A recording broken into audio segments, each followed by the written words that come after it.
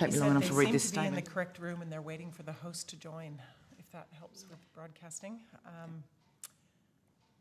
I'll just open the hearing. Sure. I declare open this hearing of the Environment and Communications Legislation Committee into the 2024-25 Supplementary Budget Estimates. I begin by acknowledging the traditional owners of the land on which we meet and pay our respects to elders past, present and emerging. The committee has fixed Thursday the 9th of January as the date, 2025, as the date for return of answers to questions taken on notice. The committee's proceedings today will begin with the Great Barrier Reef Marine Park Authority. Under Standing Order 26, the committee must take all evidence in public session, and this includes answers to questions on notice. I remind all witnesses that in giving evidence to the committee, they are protected by parliamentary privilege. It is unlawful for anyone to threaten or disadvantage a witness on account of evidence given to a committee, and such an action may be treated by the Senate as a contempt. It is also a contempt to give false or misleading evidence. The Senate has endorsed the following test of relevance for questions at estimates hearing. If there are any questions going to the operations or financial positions of the departments and agencies which are seeking funds in estimates are relevant questions for the purpose of estimates hearings. I remind officers that the Senate has resolved that there are no areas in connection with the expenditure of public funds where any person has a discretion to withhold details or explanations from the Parliament or its committees unless the Parliament has expressly provided otherwise. The Senate has resolved also that an officer of the Department of the Commonwealth shall not be asked to give opinions on matters of policy and shall be given reasonable opportunity to refer questions asked of the officer to superior officers or to a minister. The resolution does not preclude questions asking for explanations of policies or factual questions about when and how policies were adopted. Witnesses are reminded of the Senate order specifying the process by which a claim of public interest immunity should be raised, and I incorporate the public immunity statement into the Hansard.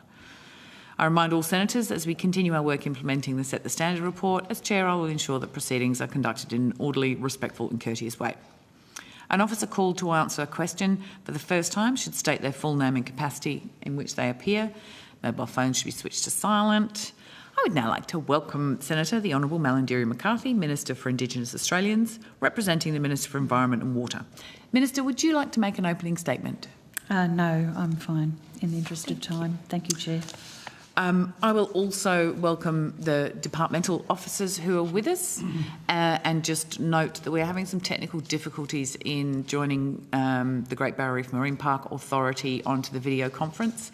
But as senators do have questions relating to the Great Barrier Reef Marine Park Authority for the department, given we have a hard deadline at 12:30, we'll start with those questions while beavering away in the background. People will make the IT work. Senator Whish-Wilson. Yeah, thanks, Chair. On the 27th of August, the day that the Roof Outlook report was tabled, I note that Minister Plibersek, the Prime Minister and the government's Reef envoy, Senator Anita Green, held a press conference in Townsville to announce more Reef funding. My first question is, following this funding, there appeared to be a number of what we call kind of ghost accounts on social media promoting the announcement that day. I've got a couple of examples here where it says, and these are identical messages across a number of different accounts. Australia's commitment to the Great Barrier Reef is inspiring. Protecting such a vital ecosystem shows we can make a big difference, one project at a time, and these appeared across a number of different accounts. Is there a formal communication strategy where funding is being allocated to promote messaging around the Great Barrier Reef that the department's aware of? Senator Rachel Perry, Deputy Secretary. Formal communication strategy, and I'll turn to Mr Foster, who heads up the Great Barrier Reef branch in terms of we have a number of communication activities. In terms of, though, the departmental communication channels, anything that would be coming out from the department is all branded by DQ, similarly with the Reef authorities, and those are sort of authorised channels. So it certainly wouldn't involve us purchasing any third-party social media accounts, but Mr Foster might be able to run through any more specifics. Would that the same apply to Great Barrier Reef Marine Park Authority? They would be bound by the same? They would be bound by the same. Okay. Yeah. Mr Foster, do you have anything to add? Thank you, Senator. John Foster, Branch Head, Great Barrier Reef branch in the department. So as Ms Parry mentioned, all of our communications goes out through branded websites or branded social media posts. We don't use third parties for any of our communication.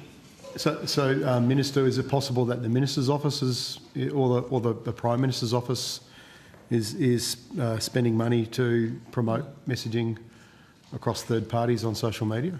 Senator, I can take that question on notice for you. Please. Great. Yeah, anything you can let me know on that would be good. No, obviously that was, interestingly, that was the same day that the Prime Minister and Senator Green and the Minister stood together to announce this funding, that the Reef Outlook report was tabled in Parliament. It wasn't mentioned at the press conference. Was the Minister aware that that report was going to be tabled that day? Given how significant that Reef Outlook report was the Department have any correspondence with the Minister around the tabling date? I might take that on notice unless the officials know the answer to that. But I actually think the Reef Authority would be dealing directly with the Minister on the tabling of the Outlook report, given it is an independent report. They would be briefing the Minister. I don't believe we brief on top of that. So I think it's a direct dealing. If you could take that on notice anyway. I'll take it on notice in case there was any extraneous briefing, but I don't anticipate. Now, Senator Whish-Wilson, we do now have the Great Barrier Reef Marine Park Authority with us by video conference, and I'd like to welcome Mr. Joshua Thomas, the Chief Executive Officer. While I am not encouraging you to, would you like to make an opening statement? No, thank you, Chair. Very happy to continue with questions. Great, thank you so much. Senator Whish-Wilson, we'll go back to you. Thank you. So perhaps I could put that to you, Mr. Thomas, or anyone from Gabrumpa. Was the Minister aware that the report was being tabled that day? I can only assume that she was, Senator. Our obligations as an agency are to provide that report to the Minister by 30 June each year, and we certainly did that. The Minister then took a period of time to consider that report and tabled it within the required 15 sitting days. Okay, I might come back to that in a second. So was there any preferred tabling date that Gabrumpa or the department had in relation to that report? Or was 27th the choice of the Minister? There would have been discussions. We would have been aware of their intended timing to publish that report so we could support with relevant collateral materials, media releases, etc., Senator. But, yeah. Okay, thank you. So you mentioned there the 30th of June, the Minister was provided with a copy of the report. So just remind me again, what was the date that the draft UNESCO decision was made in relation to the World Heritage in Danger listing? I don't have that information in front of me, Senator. I know that the World Heritage Committee did meet sometime in July this year. Okay. But I'm not sure of the exact date of publication of that draft decision, I'm sorry. All right. Or affirmation of the draft decision, I should say. Okay, my understanding is that the affirmation of the draft decision was announced as being made on June the 25th. Can you remember what exact date you sent the Minister a copy of the Outlook report? Yes, it was provided on the 28th of June this year. On the 28th of June. So, correct me if I'm wrong in terms of the process. So the draft decision was made by UNESCO to leave the reef off the endangered list. Then 3 days later, she received a copy of the Outlook report, which was 634 pages long, and presumably had taken a long time to pull together, given it looks at a 5-year outlook. Do you know what date the World Heritage Committee accepted the draft recommendation to leave the reef off the endangered list? I'd have to go back, Senator, and take that question on notice. I should be able to get that while we are still here, because we have the dates that we were in New Delhi when that item was being discussed. It did get gavelled through as a part of a block of items as the agenda moves through. It's not a fixed agenda item, so I just can't remember exactly which day it was gavelled through. You correct me if I'm wrong then, please, in terms of coming back to us on that. But my understanding is it was July 25th. So that's like nearly a month after the Minister had a copy of the report. Was a copy of the report provided by the Minister's office or the department to UNESCO prior to that final decision? The Outlook report? The Outlook report. No, I don't believe so, but we did brief UNESCO ahead and during, ahead of our appearance, and as new information was coming to light on bleaching results. Whether or not they were specifically briefed on the Outlook report, Mr. Thomas will be able to answer that question. Could you answer that question, Mr. Thomas, and whether UNESCO had received a copy similar to the Minister prior to making their final decision? I'll need to check whether the report was provided in draft. I don't believe it was, but certainly the report is conveyed to UNESCO, at least upon publication. I know it was transmitted. I just need to check exactly when, Senator. So on publication, my understanding... I believe so, but I would like to check that. Could you check the date? Because my understanding is it was that was on the 28th of August. So that was like more than a month after their decision. You can see this obviously was a very important report. It got extensively covered, even though the Minister didn't talk about it at her press conference the morning it was released. And here we have this piece of work that, you know, Gabrumpa and Department and many people have been working on in conjunction with AIMS and a whole group of people that talks about the very dire outlook for the reef in our future of climate, which seems to be playing out with the early AIMS results from just the latest summer. I don't understand why UNESCO wasn't given a copy of this, given they're making such an important decision around a World Heritage in Danger listing, and here's the most comprehensive document in 5 years about the health of the reef. So, Senator, two things to that. One, Mr. Thomas can talk about the legislative requirements around the tabling of the report and the timing of the tabling of the report. That's a requirement that's written in that the Reef Authority has to follow. I would make a broader point, though. We are in constant contact with UNESCO and its advisors. We provided a progress report which outlined all of the activities that UNESCO had asked us to do. We provided follow-up briefings between the submission of the progress report and our appearance at the World Heritage Committee. There were active discussions between the UNESCO ambassador as well as a delegation who was briefing UNESCO at that time. The line of communication, the volume of reports and information are all completely transparent. I'm sure, and I don't, to be honest, having seen some of the information put out by some of our DFAT representatives in different places, especially countries that are on the UNESCO committee, I wouldn't necessarily trust that the information they're getting is not politicised. Not saying that that's about your department. Of information that is publicly available by our scientific agencies, by our Reef Authority, by scientific consensus statements that the ambassador draws upon, but that are publicly available. Parry, if that's the case, why not give them a copy of this report? Because it's a legislative requirement that it needs to be tabled first. But why wasn't it tabled earlier? It's a legislative requirement, but perhaps Mr. Thomas could answer that question. I can only offer there, Senator, that the Minister has 15 sitting days within receipt of that report to table it, and that's what the Minister's done. So it's the Minister's decision, yeah? Is that correct? As to whether... Well, on the time frame to table the report, yes, once we submit it to the Minister, naturally, as you yourself noted, it's a large document. We provide some briefing around the document, what the requirements are, and we speak to the Minister's office about their preferences for timing. And we'll rotate the call, Senator Wilson, but I will come back to you. Sorry, could you just let Ms. Parry finish that? Yep. Sure. I was just going to also say, Senator, the volume of materials that UNESCO receives when it makes its decisions in preparing for its committee meeting in July of every year, that's why they ask for the progress report of 1 February. They review files, provide their advice to World Heritage Committee members well in advance of the meeting. At that time, the Outlook report would have still been in preparation stage regardless. That's why we brief them verbally as well, continuing to go into the committee meeting to ensure that the committee members have the most up-to-date information. I don't trust what you'll be briefing them on. I'm sorry. Given the government's agenda has always been to prevent a World Heritage Danger listing, I'm guessing that they're being briefed that it's all fine. So, Senator, again, we point them towards materials that are publicly available on the Australian Institute of Marine Science websites, on the results coming out from the Reef Authority themselves. All of that material is available. Hopefully I'll get another chance to continue questioning on this. Thank you, Chair. Absolutely. Thank you. Senator Dunniam. Thanks, Chair. If I can go to the rebuild of the Reef HQ, please. I just wonder where we're at with that, if there's an update available.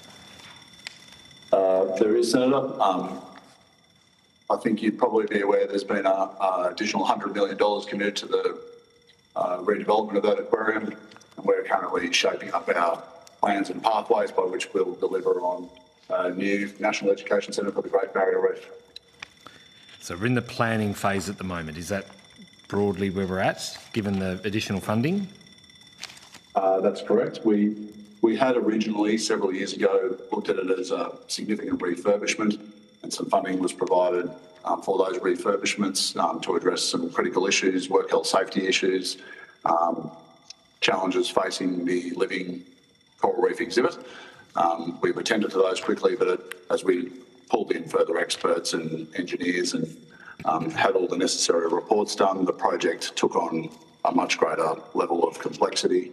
We've been speaking to government about that. We have a new funding envelope, and we are working within that funding envelope to shape up what the aquarium looks like.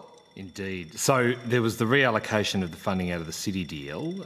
So when did the government advise that was where the funding would come from for the refurb? Or rebuild, I should say.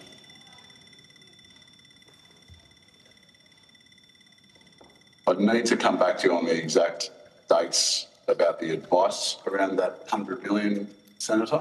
Sure. Okay, if you want to take that on notice, that's fine. Just, yeah, on what date you were advised by government that that's where the funding would be coming from, and any further information around when discussions around alternative funding sources to secure what was required would be helpful as well, please. Just in terms of determining the cost, obviously, but the money you're now able to utilise, were there different project scope options provided to the government for what was ultimately decided? So were a range of options provided? Yes, we have been speaking to government about all the many different ways we could skin the cat at the aquarium, ranging from refurbishment to through to knock-down rebuilds. We've been speaking to government about that now over the past couple of years and scoping what the total cost envelopes would be for each. But we're very satisfied that the funding provided now will allow us to build a great aquarium. Sure, okay. How many other options were available or put forward? Well, Senator, we're talking about a range of options with government at a range of different scales through all the normal budget processes of government. Some of those are still being finalised. The exact way in which the money will, what timing of when the money will be provided to us, still being finalised. So I don't think it would be entirely appropriate for me to reflect on all of that in detail here. Sure. Well, I mean, look, if a decision hasn't been made, I understand that. But in terms of options that have been presented, I just was after a number as opposed to the specific detail. So has any of the initial... So there was an initial $80 million, was there not, for this work? Is that correct? There was. Funding came through in a series of different tranches over a couple of years initially. That took that envelope up to $80 million for the refurbishment. So how much of that has actually been expended? Approximately $21 million has been spent to date on a range of different activities. I'm happy to run through some of those. Yes, if you could, just, yeah, what are those range of different activities? We were upgrading animal life support systems, including water filtration, critical safety items, including the main switchboard, sort of the plant room for the facility, structural walls, wet and dry fire systems, engineering assessments, project staff around all of those activities, and then other funding spent on business strategy development, including customer profiling, research, engineering assessments, advisory services, traditional owner co-design work, relocation and adjustment of animals and corals. We obviously wanted to look after the living exhibit. Okay, well, on notice, if you could just provide me a list of those plus the cost associated with each of those that you've referenced, that would be helpful. None of, and the balance of the 80 million, so 21 out of 80 is 59 left. What happens to that? So that's all capital funding. That'll be rolled together with the $100 million that's been committed recently. So the total available funding from here for the facility is approximately $161 million. Okay. And do we have a budget within the 161 million related to the design specifically as opposed to construction? Are you able to break that for the new rebuild project? Have you got an element of the budget related to design only? Not just yet, Senator. We need to go out to market and test the market to get a sense of what those reasonable costs would be. Suffice to say, we really do want to make sure we capture all the value of the investment put into the aquarium to date. We're looking at ways we can use design work done to date into the future. Okay, understood. And just in terms of timeframes, when do you expect demolition work to start on the site? I think that'll depend on how we go through our procurement processes. Senator, we need to go out to market, get on board principal contractors, allow them to scope options and work out what's best in that regard. Do you have I want to hazard a guess. Yes. Well, look, I was going to say, surely, if I'm conducting house renovations, I'd love them done by Christmas, for example. So we all go in with a hope. But does the authority or does government have a hope, without being flippant about it, of when you intend to commence work and then finally reopen? On the work front, I think it's important to acknowledge there actually is a lot of work going on right now. So the building is still standing. The tanks are still there, the water's still there, but we have been adjusting corals and aquatic life out to aims. A huge amount of detailed planning work, as I mentioned, has gone into the facility and its future. Demolition precisely, it is hard for me to speculate. I think it would be within the next 18 months or so. Okay, but again, I really want to stress that that's caveated by procurement processes. Understood. I'm not going to come back here and ask you in 18 months' time. You said, so I understand that these things blow out traditionally. And then beyond that, roughly, when do we hope to have a finished product that Australians can access?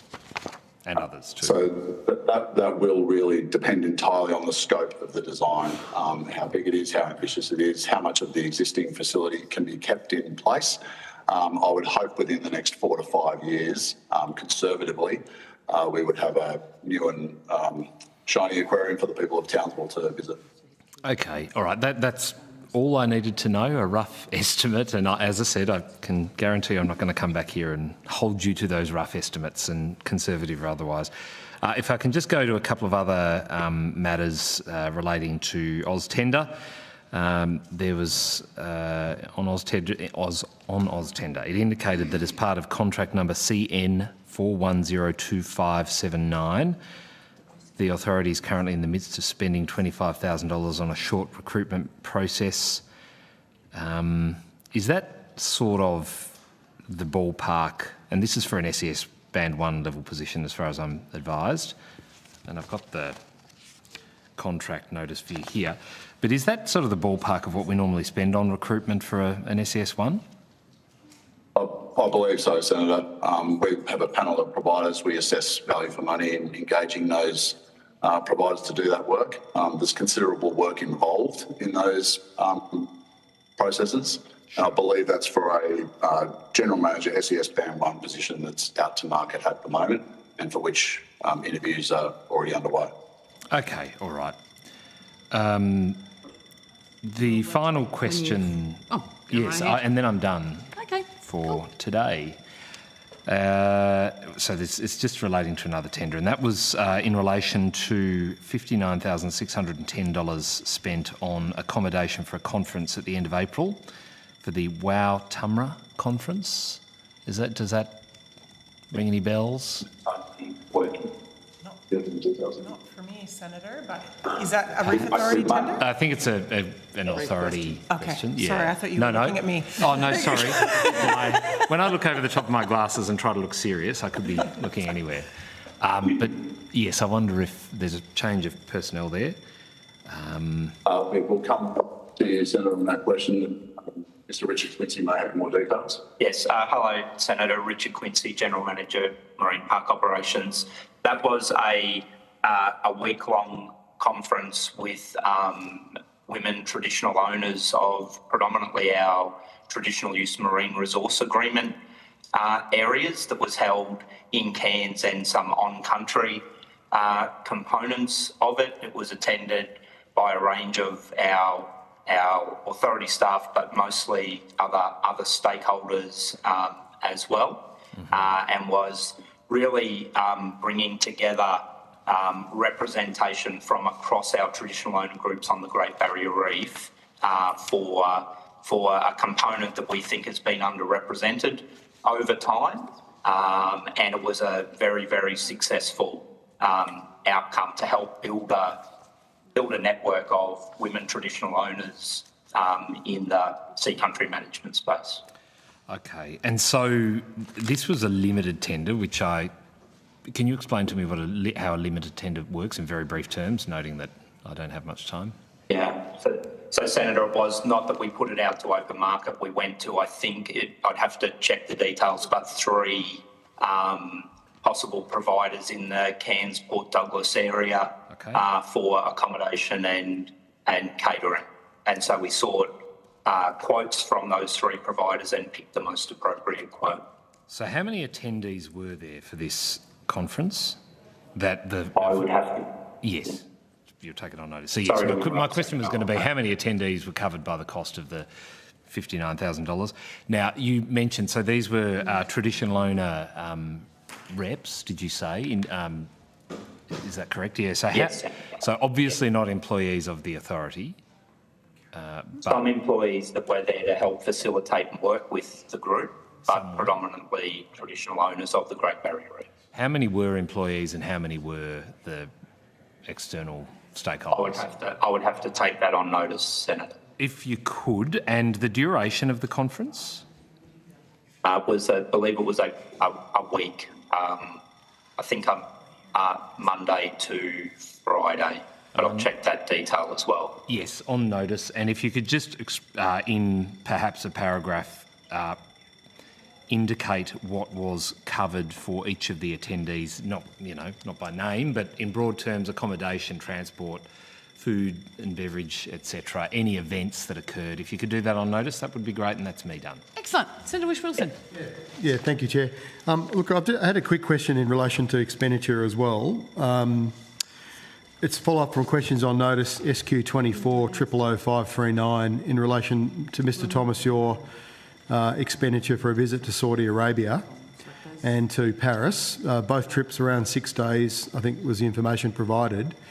The Saudi Arabian trip was a cost of $18,656 for 6 days, whereas the Paris World Heritage Committee vote trip was $10,500 for the same period of time. I was just wondering why the big discrepancy there in expenditure between the 2 trips, and nearly $8,049. Senator, I can only state that our practices in booking these types of trips are all evaluated on a value for money basis, and the best fare of the day policy applies. I'd need to come back to you on notice if I can actually find out why those cost discrepancies were what they were. Sorry, just to be clear, the cost discrepancy was $10,500 between the 2 trips. So if you could do that, that'd be great. It may not all be to do with flights. It may be to do with accommodation. Saudi Arabia is not the cheapest place in the world to visit in downtown Rio, so it might have been about accommodation. I'm not sure of the exact cost split, but we'll come back to you with what we can. Okay, thank you. I don't have many questions left here, and I have to get back in the chamber, so I'll be quick. Just in relation to what we were just discussing about the Outlook report, you mentioned there's a statutory requirement of 15 working days before it can be tabled in the Parliament. Was that correct? Did I hear that? That's correct, Senator. From the time it's received, the Minister has 15 days to table a report. And until it's tabled in Parliament, it wouldn't be able to be provided to someone like UNESCO, is that correct? Am I reading that in? I think I'm speculating a little bit here, Senator. I think that would probably be for the Minister's discretion, but she has obligations, I imagine, to the Parliament. It's important to respect the Parliament, and the report being tabled there first before being made public to the wider world. Senator, can I just jump in? I would find it absolutely quite unusual for any minister to deliver a report that they have to table to the Parliament outside the Parliament first. But outside of what, sorry? Outside the Parliament first. Okay. Sorry. Was that what you were going to add? No, I Ms. was just Maguire? going to clarify. You said 15 working days. It's 15 sitting days, just to be 15 sitting days. Are you sure about that? Because I just Yes. checked. Okay. Sorry, Senator, I might have misheard you over the voice. So the date that it would. Digital channels, but Right. in the Act it does say 15 sitting days. So it was tabled on August the 23rd. So that was 15. So July, it was given to the minister at the end of June. So that was right at the end of a parliamentary week. Then there was 5 weeks of no sittings, which took us through to August, and then it was tabled the following week. So it can't be 15 sitting days, according to my calculations, anyway. It has to be within 15 sitting days. Within 15. Within 15. Gotcha. Yeah. Okay, sorry about that. Yeah.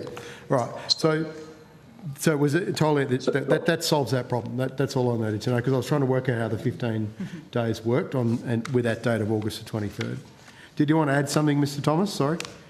Only that it was tabled. Previous editions have been tabled on the 30th of August, 12th of August, 2nd of September. So it's certainly been published within those legislative timeframes previously, and the dates will vary based on sitting days and ministers' availability and so on. So even if the minister had wanted to, they could, within 15 working days, they could have tabled it, and it could have still been provided to UNESCO well in advance of their final vote. That's the conclusion that I can draw from this. Within 15 sitting days. Within 15 sitting days, yes. Yeah. Okay. So even if it was, that includes that week that we came back to Parliament in August, it could have been provided that week, which is more than a week before the UNESCO decision. But noting Senator McCarthy's point about unusual for the minister to provide something public before presenting to Parliament. Yep, that's right. But she could have presented it to Parliament, still well and truly within 10 days of the UNESCO final decision. And then it could have been made available to UNESCO or made public. Anyway, that's my reading of it. Could I ask in relation to... Excuse me, Senator, can I take that question on notice? Obviously, I haven't got the diary of the calendar in front of me, but we can have a look at those 15 sitting days and get back to you. Yeah, because it obviously is within 15 sitting days if it's on August the 23rd when it was tabled in Parliament, but my understanding is it could have, for example, been tabled on Friday the 19th of July after we had a sitting week that week, for example, or any day that week, based on what I've been told. It was still quite a lot of pages, though. We're talking about a 5-year outlook report. Senator. Sure. Yep. But I still think it would have... I'm flabbergasted it wasn't given to UNESCO. In terms of the importance of the document and what it says about the outlook of the reef, given they're making a decision about whether the future of the reef and its outstanding universal values are in danger. So, from Senator, climate change, that report could have been material to their decision. So, Senator, I can only note the volume of material that we do provide to UNESCO, the volume of publicly available material, including the Reef snapshot that was publicly available well ahead of the UNESCO decision. The UNESCO, we report regularly to UNESCO. Yeah. They commend us on the transparency of our reporting, the availability of materials. You've already said that, Ms Parry, and I've noted that, and that's on Hansard, but I'm making a point here that this is a substantial report. And we will be reflecting that in our progress report which had a for very next dire year. outlook on the reef and looked at a 5 years of data, and I would have thought would have been a very substantial report to give to UNESCO. It sounds like it was outside of your hands. Ms Parry, was there any advice, was there any discussions between your department or Graboompa and the Minister's office in relation to whether this report should be given to UNESCO? Senator, we just honour the legislative requirements that the Minister... Did you have any discussions about whether this report should be provided to UNESCO? With the Minister's office or between Graboompa and the Minister's? Not that I recall, Senator, because we were looking at the timeframes of when UNESCO, when the... Could you take that on notice? I'm happy to take that on notice, but again, I'll put an FOI noting the in or an timeframes OPD of when the report would be tabled vis-a-vis the sitting of the World Heritage Committee and the requirements that the World Heritage Committee itself stipulates that all our submissions need to be by February 1st, 2024. So they require that. That's their deadline. Right. So they require that. So the information we provided supplement to that was off our own back. It wasn't a question that UNESCO had requested. But you could have provided this as a supplement too, It had couldn't not you? been tabled yet. Senator. I'm saying you could have tabled it and we couldn't provide a report that A wasn't Ms. finished Parry, and B wasn't tabled. I've established you could have tabled it and provided it by the time of their final decision, but it didn't happen. So, Senator, again, I can only go back to the volume of information we do provide them and what was required of us, which was a progress report. And that in was terms what of UNESCO's basis in of their terms of the decision. optics of this, the ministers also, I've just found out while Senator Dunning was asking questions, had to sign off on its tabling, so she was aware it was being tabled on August the 23rd and completely buried it. Didn't even mention it at her press conference when she was on the Barrier Reef, that this critical report had been released. And I do wonder why that is the case. I mean, that's me being a politician there, but it just seems to me there's a big push to say positive news about the reef, and I understand we need to give people hope, but we also need to be realistic. I had some questions about the AIMS survey, Chair, but I'll put them. And just quickly, any idea, Mr. Thomas, when AIMS they've released some preliminary information on the reef surveys this week? Any idea when the final survey will be completed? I might ask Dr. Beaton to reflect on that one, Senator. Thanks for the question, Senator. I'm Dr. Roger Beaton, the Chief Scientist of the Marine Park Authority. So this is one of the three sector survey reports that AIMS produce through to the final annual report that they produce back in, they'll probably publish in August or around August next year. That's when we'll have the most complete picture of what the consequences of the summer that's just gone. Okay. So could you say that to me? What was the date you're expecting it to be finished then? So the combined surveys across all 11 sectors will be reported on in the next annual report, which is due probably around July, August time next year.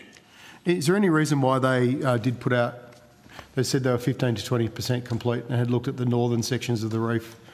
Was there any reason why they released this information early? Was it just because it's a matter of public interest, or is that normal? Well, certainly that'd probably be a question for the Australian Institute of Marine Science, but they do provide this information every time they come back in for the reef. Right. So they provide it periodically and provide the data through to their data systems that people can then query. Okay. Unfortunately, I have to go, Chair, otherwise I'm going to get in trouble. So. Okay. Thank you. Thank you. Choices. We are no longer quorate. Due to quite a lot of bells ringing downstairs. Would like to thank you so much for joining us this morning from sunny Queensland, and thank you to the department. We will conclude today's hearing there, and thank you to Hansard and Broadcasting, and written question on notice will be lodged with the Secretariat by the 28th of November, and as flagged by Senator Whish-Wilson, there will be questions coming your way. Thank you so much, and the committee now stands adjourned.